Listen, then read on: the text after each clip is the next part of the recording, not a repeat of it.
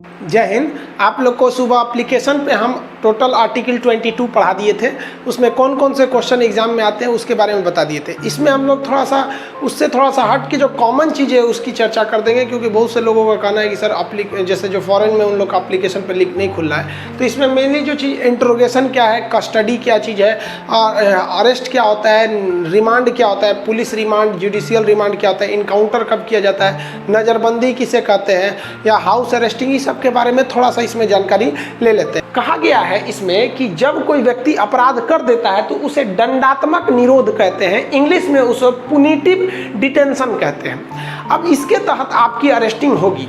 अब यहाँ ध्यान से समझिए, आपको अरेस्ट करने के लिए कारण बताना पड़ेगा, अरेस्ट वारंट। लेकिन कभी कभी पुलिस बिना अरेस्ट वारंट ही आपको उठा सकती है। ये डिपेंड करता है कि आपका जो क्राइम है वो कॉग्निजिबल है कि नॉन कॉग्निजिबल है। कॉग्निजिबल मतलब थोड़ा बहुत छूट दे दिया जाएगा, किसी का हाथ पर मार दिए, तोड़ दिए हैं, तमाचा मार दिए हैं। लेकिन अगर नॉन कॉग्निजिबल है, पता चला घरे जला दिए, जला के मार दिए, गोली मार दिए, तब वारंट नहीं दिखाएगा कि देखिए ये चलिए ध्यान से। तो पहला इसमें क्या चीज़ बात है कि भाई आप अगर क्राइम कर दिए तो 22 का पहला कहता है कि आपको गिरफ्तार करने से पहले वारंट दिखाएगा, लेकिन खतरनाक अपराध में बिना वारंट भी गिरफ्तार कर सकता है। दूसरा कि वो आपको 24 घंटे के अंदर अंदर किसी मजिस्ट्रेट के पास ले जाएगा, मतलब मजिस्ट्रेट कहने का मतलब जज के पास ले जाएगा। लेकिन इस 24 घंटे में दो चीज़ों को शामिल नहीं किया जाता है। जैसे मान लीजिए गया अब ऐसा थोड़ी है कि आप पुलिस को यही काम है कि पकड़ के कोर्ट में लेते जाए, पर पता चला पुलिस कोर्ट और यही में घूमते रह जाएगी, थाना में कोई नहीं है, तो पुलिस उसे अरेस्ट करके रख देती है। थाने में जब आते हैं ना अरेस्ट करने के लिए, तो वहाँ पर टाइम लिखा जाता है, कितने टाइम में इसको अरेस्ट किए। पहले ये बहुत गड़बड़ होता था, इसलिए अब हर थाने में सीसीटीवी फुटेज लग गया है। अब पुलिस गड़बड़ नहीं कर पाती है उतना, तो थाने में रिपोर्ट लिखा जाएगा हाँ भैया ये 10 बजे आया था। अब पुलिस के पास एनफ टाइम है, अगले दिन सुबह 10 बजे तक का टाइम है, अगले दिन 24 घंटे का उसके पास टाइम है। तो पुलिस ने सोचा एक काम करते हैं, 1 घंटे का रास्ता है कोर्ट में, इसको आज नहीं ले जाते हैं, आज जेले में छोड़ देते हैं, मैंने पुलिस स्टेशन में, इसको कल ले जाएंगे। कल पुलिस निकली 8 बजे, उसने सोचा कि 2 घंटे टाइम है, जज साहब के पास पहुंच जाएंगे। बीच में लग गया जाम, तो जाम का समय और रास्ते में जो यातायात में लगा हुआ समय है इसको जोड़ा ही नहीं जाता है, यानी आपके आने जाने के समय को नहीं जोड़ा जाता है। इसका मतलब अगर आज पुलिस 10 बजे अरेस्ट की है और कल आपको कोर्ट में ले जाती है, यहीं से पुलिस स्टेशन से निकलती है 10 बजे, तो वो जाने में लगा समय, रास्ते का समय काउंट नहीं होगा, पहली बात। दूसरा कि अगर उस दिन कोई छुट्टी का दिन है तो वो छुट्टी के दिन भी शामिल नहीं किया जाता है। ध्यान से समझते चलिए, ये PDF आपको हम PDF सेक्शन में मिलेगा, आप वहाँ जाके ले सकते हैं। वकील में 2 चीज़ें, आपको अपने पसंद का वकील रखना है। जैसे मान लीजिए सपोज हम गिरफ्तार हुए, हम प्रशांत भूषण को रख लेंगे, बड़े बड़े वकील को रख सकते हैं, तो हमें अपने पसंद के वकील रखने की आज़ादी है, इसमें आप रोक टोक नहीं कीजिएगा। लेकिन आप जरा सोचिए कि कोई बहुत ही गरीब आदमी है जिसे वकील रखने का पैसा ही नहीं है, तब क्या करेगा? तो अब इसमें कहा गया है तब सरकार उसे सरकारी वकील देगा। सरकारी वकील वो होते हैं जिनकी सैलरी सरकार देती है, वो सरकार जिनके मुकदमे को लड़ने के लिए कहती है वही मुकदमे लड़ते हैं। सरकारी वकील अक्सर हार जाते हैं कि जानबूझ के वहाँ पर। क्यों? रीजन क्या है कि वो उतने मेहनत से काम नहीं करता, क्योंकि उसका पर्सनल नहीं जा रहा है, वो सरकार उसे पैसे दे रही है। तो समझ में आ गया आप लोग को, यहाँ वकील रखने की भी स्वतंत्रता फ्री में भी है। तो ये चीज़ें तो तब है ना भाई कि जब आपने अपराध कर दिया। लेकिन कुछ ऐसे लोग होते हैं जिनकी मौजूदगी अपराध करा देती है, बहुत बड़ा बड़ा क्राइम करा देती है। तो पुलिस को एक पावर है कि अपराध करने से पहले ही शक के आधार पर आपको गिरफ्तार कर सकती है। आपको कोई वारंट नहीं दिखाएगी और ना ही आपको कोई दलील सुनेगी और ना ही आपका कोई अपील सुनेगी। याद कीजिए 1919 यही कानून अंग्रेज ला रहे थे सर, जिसे सर सिडनी रॉलेट ने लाया था, जिसे रॉलेट एक्ट कहा गया। बिना दलील, बिना अपील, बिना वकील का कानून, ये आज भी हमारे संविधान में है। और ये कहाँ पर है? तो ये हमारे संविधान के आर्टिकल 22 के क्लॉज 4 से लेकर 7 तक है। तो इसकी जो चर्चा है क्लास 4 से, मतलब ये देखिए 1 2 3 यहाँ हो गया, तो ये कहाँ से होगा? 4 से लेकर 7 तक। इसमें कहा गया है कि अगर कोई व्यक्ति से समाज का बहुत बड़ा हिस्सा प्रभावित होता है तो पुलिस बिना वजह उसे गिरफ्तार कर लेगी और उसे 30 दिन तक रख सकती है, बिना कोर्ट में ले गए, बिना वकील के दिए, बिना दलील सुने, चुपचाप पढ़ लो वहाँ पर। और 3 महीने से ज़्यादा भी ले जा सकती है अगर उसको सरकार, जो राज्य सरकार है उसकी एडवाइजरी कमेटी है, अगर वो कहती है कि नहीं 3 महीने से ज़्यादा रखो, इसको छोड़ दोगे तो ज़्यादा दिक्कत हो जाएगा, तो 3 महीने से ज़्यादा भी रख लिया जाता है उन लोग को। तो ये चीज़ें है अब बिना कोर्ट में, तो समझ में आ गया। ये रॉलेट एक्ट का नया रूप है जिसे हम लोग कहते हैं निवारक निरोध। ये निवारक निरोध कुछ नहीं है, ये रॉलेट एक्ट के समान ही है। इसे इंग्लिश में कहते हैं प्रिवेंटिव डिटेंशन। ये अपराध से पहले लगा दिया। और ये जो चीज़ है इसे कहते हैं पुनिटिव डिटेंशन, ये अपराध होने के बाद लगाया। अब आप कहेंगे ये कैसा कानून है, बिना वारंट दिखाए 30 दिन तक रख जाएगा। 3 महीने तक। हम यहाँ क्या लिख दिए भाई, हाँ देखिए, बिना वारंट के कितने महीने रखेगा, 3 महीने। 3 महीने से ज़्यादा अगर रखना है तो फिर उसे कोर्ट एडवाइजरी बोर्ड से परमिशन लेनी पड़ेगी। लेकिन इस बीच उसके पास अधिकार है कि वो अपने वकील से कोर्ट में जा सकता है, कह सकता है कि हमें फालतू में गिरफ्तार किया गया है। लेकिन ये सामाजिक व्यवस्था को बना के रखने के लिए, इसका हम आपको एक एग्जाम्पल देते हैं। जैसे जब अगस्त 2019 में, पिछले साल, जब धारा 370 हटाई गई थी जम्मू कश्मीर से, तो आप याद कीजिए जम्मू कश्मीर के बड़का बड़का नेता लोग थे लगभग, ये लोग तो कोई अपराध नहीं किए थे, क्योंकि राजनीतिक रूप से ये लोकतंत्र के हिसाब से ये लोग मुख्यमंत्री रह चुके हैं। तो ऐसे थोड़ी है कि भाई ये हैं लोग। देखिए अपराध कब होता है, जब बम बारूद मारिए। ये सब बम बारूद मारने वाले नहीं थे, सब ये मुंह से बम मारता था सब। मतलब कहने का सेंस है इनकी भाषा बड़ी भड़काने वाली थी। तो सरकार ने देखा कि अगर इनको छोड़ देंगे ना तो 370 के लिए एकदम कश्मीर में मंच पे भाषण देना चालू करेगा सब, और गर्दा उड़ा देगा सब कश्मीर में। वाकई आपको बताते हैं, अगर इन्हें गिरफ्तार नहीं किया गया रहता तो कश्मीर का आज दूसरे शक्ल होता। तो सरकार ने जैसे 370 खत्म किया, इन लोगों को लगा दिया प्रिवेंटिव डिटेंशन। अब जरा ध्यान दीजिए, तो प्रिवेंटिव डिटेंशन यानी निवारक निरोध में अपराध से पहले ही इनको कर लिया। इनको पता था कि भाषण देंगे उससे पहले ही इनको गिरफ्तार कर लो, और बिना वारंट के इन्हें 3 महीना क्या 6 महीना तक ये लोग अंदर थे लोग। और क्योंकि एडवाइजरी बोर्ड का ये गृह मंत्रालय का कि छोड़ेंगे तो बवाल हो जाएगा, तो इन्हें छोड़ा ही नहीं लोगों ने। और इन लोगों को क्या किया गया, हाउस अरेस्ट कर लिया गया। हाउस अरेस्ट को हिंदी में कहते हैं नज़रबंद। नज़रबंद क्या किया जाता है कि जब आपको क्या किया जाता है, आपको घरे में बंद कर दिया जाएगा और आपको किसी दूसरे से बातचीत करने नहीं दिया जाएगा। फ़ोन लाइन टेलीफोन काट दिया जाएगा। आप अपने परिवार में रहिए, बस जितने लोग का घर के अंदर है ना उतने लोग से बात कीजिए। बाहर किसी से न मिलने दिया जाएगा, आपके घर का फ़ोन लाइन काट दिया जाएगा, टीवी कनेक्शन काट दिया जाए। चुपचाप रहिए, घर के अंदर खाइए पीजिए मस्त रहिए। इसी को कहते हैं नज़र बंद कर देना, यानी आम पब्लिक के नज़रों से हटा देना। उसी क्या कहेंगे, नज़र बंद कर देना। तो ये नज़र बंद हो गए लोग, हाउस अरेस्ट। अब आप बताइए ये ठीक किया गया कि नहीं किया गया? अरे भाई पढ़े लिखे लोग भाई, अब इसको कौन कहता है गलत किया गया? वरना आप लोग ये कम लग रही है आपको ये महबूबा मुफ्ती। ये देख रहे हैं, ये है आपको कश्मीर के पुराने मुख्यमंत्री याद होंगे, उनका नाम होगा उमर अब्दुल्ला। उमर अब्दुल्ला के ये बाबूजी हैं फारूक अब्दुल्ला, और इनके बाबूजी थे जिनका नाम था शेख अब्दुल्ला। उन्होंने ही 370 जोड़ा था। सोचिए इन्हीं के बाबूजी ने 370 जोड़ाया था। इन्हीं को क्या किया गया, हाउस अरेस्ट करके नज़रबंद कर दिया गया। तो आप नज़रबंद समझ में आ गया। अब आप बताइए कि भारत ने, जब हम आपको ये बता रहे थे अभी 10 मिनट पहले कि ये रॉलेट एक्ट के समान अभी भी है, तो आपके मन में एक अजीब चीज़ आया होगा कि रॉलेट एक्ट वाला चीज़ हमारे संविधान में क्यों जोड़ दिया गया? जिस रॉलेट एक्ट का हमने बहुत बड़ा विरोध किया था उसको क्यों जोड़ा गया? आप समझ में आ गया कि हमारे देश के संविधान को कितनी बेहतरीन ढंग से बनाया गया है। यानी संविधान में सबसे बड़ा महत्व दिया गया है, देश नहीं टूटना चाहिए। बाली नियम कानून कुछ भी टूटते रहे, देश नहीं टूटना चाहिए। तो ये कहीं कहीं ज़रूरी हो जाता है, लेकिन इसका कहीं कहीं मिसयूज भी हो जाता है। इसका अगर सरकार चाहे तो मिसयूज कर सकती है, क्योंकि सरकार को न सबूत से मतलब है, न वकील से मतलब है। जज के पास तो प्रॉब्लम ये होता है ना कि जज मनमानी करेगा तो वकील कह देगा कि आप ये नहीं कर सकते। उसको नियम के हिसाब से चलना होता है जज को, इसलिए जज मनमानी नहीं कर पाता है। और सरकार को क्या मनमानी कर सकती है, तो इसका मिसयूज भी हो सकता है। अब बात करते हैं इनकाउंटर कैसे किया जाता है। तो पुलिस कब इनकाउंटर करती है, देखिए ध्यान से। कभी कभी तो इनकाउंटर सही होता है, कभी कभी फर्जी होता है। जैसे इन सब का फर्जी है, लेकिन फर्जी है तो बहुत अच्छा है। आप देखे होंगे जो हैदराबाद रेप केस था, उस लड़की बेचारी को पेट्रोल पंप के पास से उठा के ये सब रेप करके जला दिया सब। इन सब लोगों को भी जला देना चाहिए। तो हैदराबाद पुलिस ने क्या किया, उठा के ले गई इन लोग को। एनकाउंटर कब किया जाता है, जब आप पुलिस की कस्टडी से भाग रहे हो, आप पुलिस पर हमला कर रहे हो, या पुलिस आपको रुकने के लिए कह रही है, आप नहीं रुक रहे हो, तो पुलिस आपको पहले हवाई फायरिंग करेगी और कहेगी रुक जाओ, नहीं रुकेंगे तो कमर के नीचे मारेगी, उसके बाद आपको मारेगी। तो पुलिस को पता है पुलिस को इन सबको मारना है, ले जाके गई पुलिस, कहीं भाग जो भाग जो भाग जो, भागी, धाए से एक तो पैर में मारा, ऊपर मार दिया वहाँ पे। और दूर से मारना जरूरी होता है। देखिए अगर कोई खड़ा है आदमी, खड़े को मार दीजिएगा ना तो पोस्टमार्टम में कैसे निकल जाएगा कि गोली सीधे आके रुकी लगी है, तो पता चल जाएगा ससुरा फर्जी इनकाउंटर है। और भाग रहे हैं और तब गोली लगेगी तो गोली तिरछा काट के इसे निकलेगी, समझ में आया कि नहीं? सीधे घुस गया मतलब आदमी रुका हुआ था।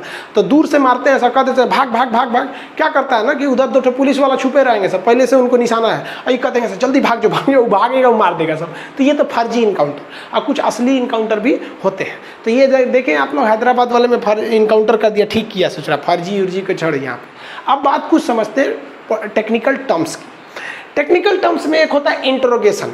पुलिस आपको इंट्रोगेशन के लिए बुलाई है, मतलब पूछताछ के लिए बुलाई। इसमें नॉर्मल पुलिस आपको बुलाती है कि सुनिए जी आपके मोहल्ला में मार हुआ है। देखते हैं ना, पुलिस का एगो सिपाही आता है घर से बुला के ले जाता है, चलिए थाना में बुलाहट है, वहाँ पुलिस करती है, काहे मारपीट किया रे, तुम काहे मारा रे। अब पुलिस वाला है ना, एगो सिपाही उनको ले जाएगा साइड में, एगो आपको ले जाएगा, कहेगा तू 2000 दे, तू 2000 दे। जो ज़्यादा क्राइम किया रहेगा उसे 5000, जो कम किया 2000, अच्छा जाओ। अब एगो सुलहनामा पे लिखवा लेगा, फिर से झगड़ा उगड़ा मत करना। तो नॉर्मली इसी से लोग डर जाते हैं। लोग है काहे कर रहा है, थाना पुलिस हो जाए तो थाना पुलिस। अरे भाई थाना पुलिस तो ठीक है, थाना पुलिस में कौन चाहिए था? आप पॉलिटी पढ़ लेंगे ना तो थाना पुलिस से नहीं डरेंगे। अरे कौन सी का डरना है भाई? जब प्रशांत भूषण जो था सुप्रीम कोर्ट के जज से नहीं डरा, तो ग्रेजुएशन पास दरोगा लोग से आप डरेंगे?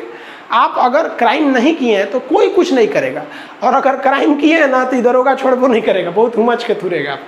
तो इंट्रोगेशन समझ में आ गया, नॉर्मली होता है इंट्रोगेशन, आधा 1 घंटा पहुंचा के छोड़ देता है सब। अब रिपब्लिक टीवी जो है ना, उसका जो वो है ड्रग दो मुझे ड्रग दो, क्या नाम है उसका, अर्नब गोस्वामी, उसको मुंबई की पुलिस ने 8 घंटा इंट्रोगेशन किया था, मतलब 8 घंटा तक पूछताछ किया था।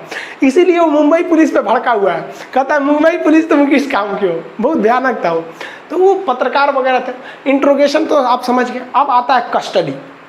कस्टडी का मतलब होता है हिरासत में लेना, अरेस्ट करना नहीं, कस्टडी अलग चीज़ होता है। जैसे मान लीजिए कि आप स्टूडेंट लोग हैं, आप लोग को हर 6 महीने पे वैकेंसी आनी चाहिए। आप बताइए मित्रों, आनी चाहिए कि नहीं आनी चाहिए? आना चाहिए कि नहीं आना चाहिए? कोरोना खत्म होने दीजिए, फिर इस पर भी आंदोलन करेंगे।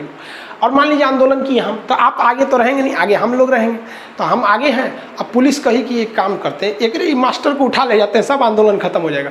तो पुलिस आएगी, पकड़ के हमको जेल में लेके चल जाएगी, जेल में ले जाएगी, पुलिस स्टेशन में ले जाएगी। पुलिस वहाँ आराम से बात करेगी, अरे काहे महाराज जी सब अनशन तनशन करते हैं, तो पुलिस 4 घंटा 5 घंटा रखेगी या रातों भर रख के फिर छोड़ देगी।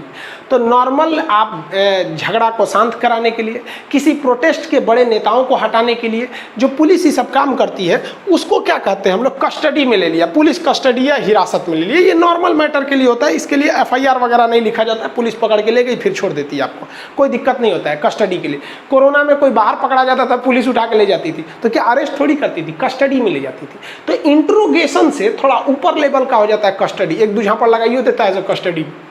अब उसके बाद अरेस्ट आ जाता है, ये तो बहुत बड़ा चीज हो गया। पुलिस जब अरेस्ट कर लेती है तो आपके ऊपर FIR लिखवा देती है कि फला चीज के लिए अरेस्ट किया गया है। तो ये सीरियस मैटर के लिए पुलिस आपको अरेस्ट करती है। लेकिन पुलिस पे एक प्रेशर है। प्रेशर किस बात का है? तो ध्यान से समझिए, यहाँ पर प्रेशर इस बात का है कि यहाँ पर हमारा अनुच्छेद 22 कहता है कि अगर आपने किसी को अरेस्ट किया है तो 24 घंटे के अंदर अंदर आप उसको कहाँ ले जाइए? जज के पास ले जाइए। अब यहाँ जरा समझिए कि कोई व्यक्ति थे जिन्होंने सीरियस मैटर कर दिया, किसी का मर्डर कर दिया, और मर्डर कर दिए तो सीरियस मैटर है। अब पुलिस उनको कस्टडी में तो लेगी नहीं, अरेस्ट करेगी। लेकिन अरेस्ट करने के बाद पुलिस की एक समस्या है कि 24 घंटे के अंदर अंदर आपको उसके मजिस्ट्रेट के पास ले जाना है, यानी जज के पास ले जाना है। तो जज कहता है, क्योंकि थाने में जगह नहीं होती है ज़्यादा रखने का, ना ही खाने में, थाना के अंदर पुलिस स्टेशन में खाने पीने का कोई व्यवस्था होता है। तो जज जानता है कि एक 2 दिन थाना में छोड़ देंगे तो खैले बिना मर जाएगा। तो जज उसको क्या कहता है? जेल में भेज देता है। जेल को हम लोग, जेल जो होता है पुलिस के अंडर में नहीं होता है, वो जज के अंदर में होता है। जेल में आप ऐसे घुसिए नहीं सकते हैं, जेल की देखरेख जेलर करता है, लेकिन कौन अंदर जाएगा कौन बाहर निकलेगा ये सारा काम जज करते हैं, चीफ दंडाधिकारी, और कुछ नहीं कर सकता। तो जज क्या करते हैं? जज साहब, जज लोग अपनी कस्टडी में ले लेते हैं, जिसमें पुलिस अरेस्ट करके लाई है, 24 घंटे के अंदर अंदर जज के पास ले जाएंगे, कहेंगे जज साहब देखिए इस ससुरा मर्डर कर लिया है, 2 आदमी को मार दिया है, एगो हॉस्पिटल में एडमिट है, बहुत चोट्टा है यहाँ पर। तो जज कहेगा रे चोट्टा कहीं का, मर्डर कर दिया रे, इसको जुडिशियल कस्टडी में डाल दो। तो पुलिस से उसको लेकर जेल में भेज दिया जाएगा। और अगर आप जेल में हैं ना तो एकदम शांति से, आपको कोई मारता पीटता नहीं है। जेल में सबसे बड़ा दिक्कत क्या होता है? सीनियर कैदी से होता है। सीनियर कैदी है ना, कहेगा रे इधर पैर दबाओ रे, पैर दबाओ, कोनो कहेगा सर दबाओ, नहीं दबाइएगा पीटबो करता है तो वहाँ पे। तो अब एक बात जरा समझिए, जज साहब को क्या पता करना है कि मर्डर कौन किया? बेचारा पता करना रहता है पुलिस वालों को, और सबूत देना रहता है पुलिस वालों को। जज को तो बस फैसला सुना देना है। अब एक बात बताइए, कोई व्यक्ति मर्डर किया है तो उससे पूछताछ करिएगा ना, तो घंटा पूछताछ कीजिएगा। 24 घंटा के अंदर आप जज साहब के पास ले गए, नहीं ले जाएंगे तो जज साहब नौकरियां खा जाएंगे आपका। और ले गए जज साहब के पास तो जज साहब देखेंगे कि मामला नॉर्मल है तो कह देंगे जाने दो जी, मारपीट किया, छोड़ दो, ना तुम रखो ना हम रखें, घर जाओ। अब मर्डर टर्डर का मामला है तो जज साहब कहेंगे नहीं हमारे पास छोड़ दो, तो जज साहब अपने घरे ले जाएंगे।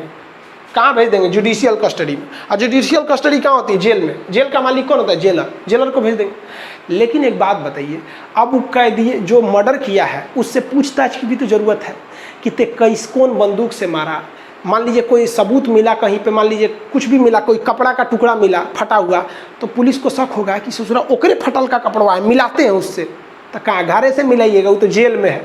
तो पुलिस का दरोगा आएगा जज साहब के पास, सैल्यूट करेगा, जज साहब सैल्यूट।